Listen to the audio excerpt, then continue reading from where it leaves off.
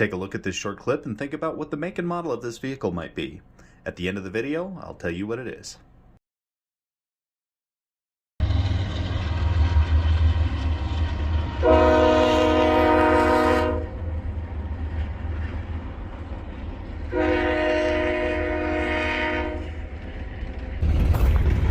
Hey, this is Gallagher. Today we're taking a look at a Mitsubishi Montero Sport right over here. Unfortunately, this is a two-wheel drive model.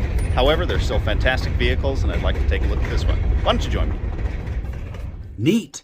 A second-generation Mitsubishi Montero, also often known as the Pajero and even the Dodge Raider. The once forgotten, now beloved full-size SUV from Mitsubishi. The Montero was initially sold as a comfortable yet capable competitor to the Range Rover and Land Cruisers of the time. It was teased as early as 1973, but didn't show up in showrooms until 1982, and it sold reasonably well. Like many earlier Japanese vehicles, it was ahead of its time. Even being a three-door four-wheel drive SUV competing with Wranglers, it had a double wishbone front suspension with torsion bar springs, power steering, and even suspension seats. It also has a performance pedigree, with the Pajero having the most Dakar rally wins out of any other vehicle, with that rally being considered one of the most grueling expeditions you can submit a vehicle to. Only a year after its release, Mitsubishi saw the potential value for families and quickly offered a longer wheelbase five-door model in 1983, but didn't bring this version to the States until 1989.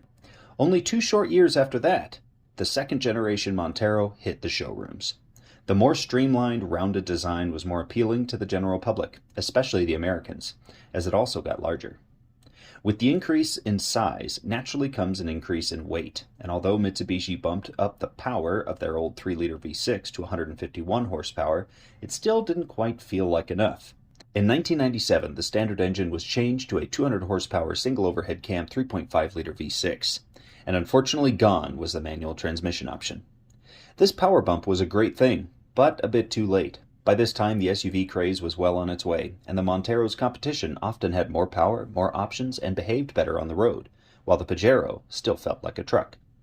That being said, the Montero was still very competitive. It had four-wheel drive on the fly that could be engaged up to about 50 miles per hour, optional pneumatic locking differential, multi-mode ABS, and adjustable electronic shock absorbers. Some of these were even firsts for Japanese four-wheel drives. This is a vehicle I'm very interested in owning, and someday hope to have the ability to tell you far more information on these through research and experience. Until then, let's look over this basic but handsome SUV here. As you see here, kind of basic SUV shape and look. However, as these age, I think they age better and better.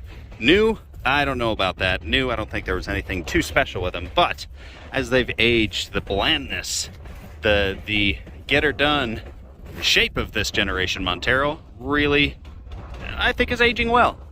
Although, it's rare that I'm a fan of this solid, big reflector on the back of vehicles, and this is not a situation where I am. But, let's keep going. Ooh, I can tell right away, not only with it being two-wheel drive, this one did not have many options, and it is an automatic. It does have power door locks, windows, and mirrors, though, as well as the multi-sun visor, and this one, believe it or not, held tissue paper.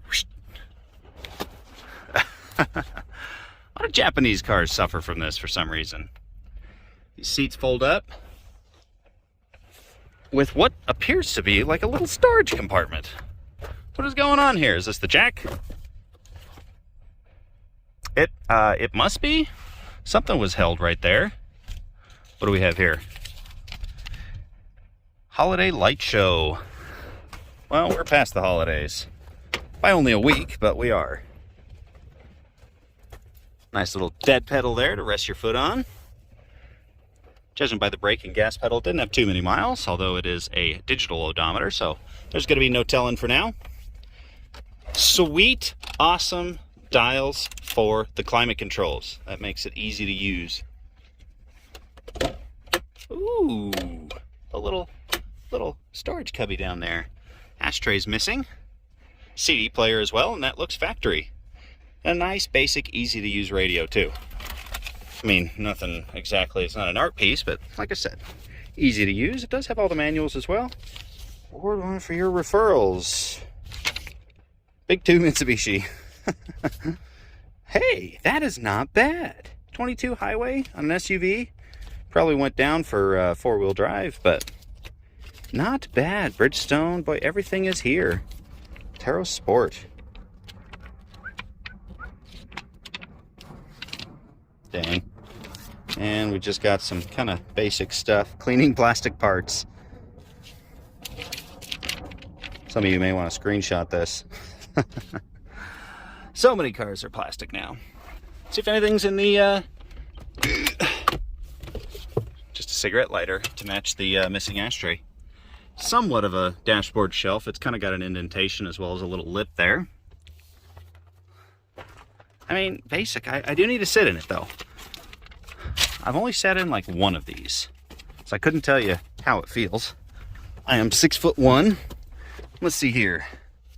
Interesting driving position. You kind of sit high up, you know, even though this thing is higher up off the ground than it would be naturally due to those rim jack stands or wheel stands, whatever you want to call them. But interesting seating position. I don't like that I have to look at myself all the time, although I know that's not a factory option. Interesting seating position. I could drive one of these. Not the most comfortable, but you know what? It serves its purpose. It is a basic SUV, and it sits like a basic SUV. Not terribly, but it's also not a luxury vehicle. Look under the hood. All right, what do we have here? We've got a 3-liter V6.